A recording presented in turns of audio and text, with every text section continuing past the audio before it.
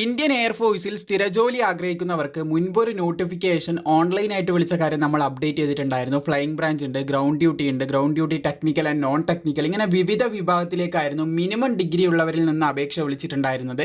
നമ്മൾ ഡീറ്റെയിൽ ആയിട്ട് മുൻപ് വീഡിയോ ഒക്കെ ചെയ്ത് അപ്ഡേറ്റ് ചെയ്തതാണ്. അതിൻ്റെ പരീക്ഷ നടക്കാൻ പോകുന്നുണ്ട്. അതുമായി ബന്ധപ്പെട്ട അഡ്മിറ്റ് കാർഡ് റിലീസ് ചെയ്തിട്ടുണ്ട്. അതിൻ്റെ കംപ്ലീറ്റ് വിവരങ്ങൾ നമുക്ക് നോക്കാം. അഫ്കാറ്റ് അതുപോലെ CDS മറ്റുള്ള എല്ലാ നോട്ടിഫിക്കേഷൻ്റെയും ഇതുപോലെ വരുന്ന എല്ലാ നോട്ടിഫിക്കേഷൻ്റെയും എല്ലാവിധ അപ്ഡേറ്റും നിങ്ങളിലേക്ക് എത്തിക്കാറുണ്ട്. അതിൻ്റെ ഫർദർ ആയിട്ടുള്ള അപ്ഡേറ്റ്സുകൾ കൃത്യമായി ലഭിക്കാനായിട്ട് പ്രോപ്പറായിട്ട് നിങ്ങൾ ഫോളോ ചെയ്താൽ മാത്രം മതി.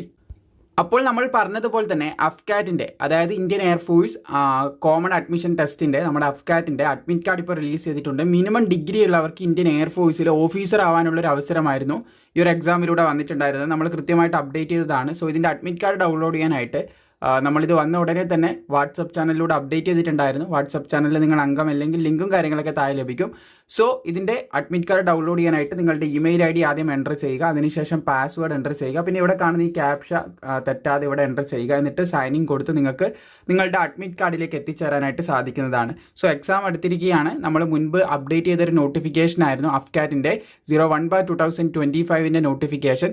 അതിൻ്റെ അഡ്മിറ്റ് കാർഡാണ് ഇപ്പോൾ റിലീസ് ചെയ്തിട്ടുള്ളത്. ഇത് ഡൗൺലോഡ് ചെയ്യാൻ ആവശ്യമായിട്ടുള്ള ലിങ്കും കാര്യങ്ങളൊക്കെ താഴെ കൊടുത്തിട്ടുണ്ട്. ഇതിൻ്റെ ഫർദർ അപ്ഡേറ്റ്, അതുപോലെ തന്നെ ഇനി വരാൻ പോകുന്ന അഫ്കാറ്റ് നോട്ടിഫിക്കേഷൻ, ഇതൊക്കെ കൃത്യമായിട്ട് ലഭിക്കാനായിട്ട് നിങ്ങൾ കൃത്യമായിട്ട് ലൈഫ് ട്രാക്ക് മലയാളം എന്ന ഈ ഒരു കമ്മ്യൂണിറ്റി ഫോളോ ചെയ്താൽ മാത്രം മതി. നിങ്ങൾക്ക് വേണ്ട അപ്ഡേറ്റും കാര്യങ്ങളും കൃത്യമായിട്ട് എത്തിക്കുന്നതായിരിക്കും.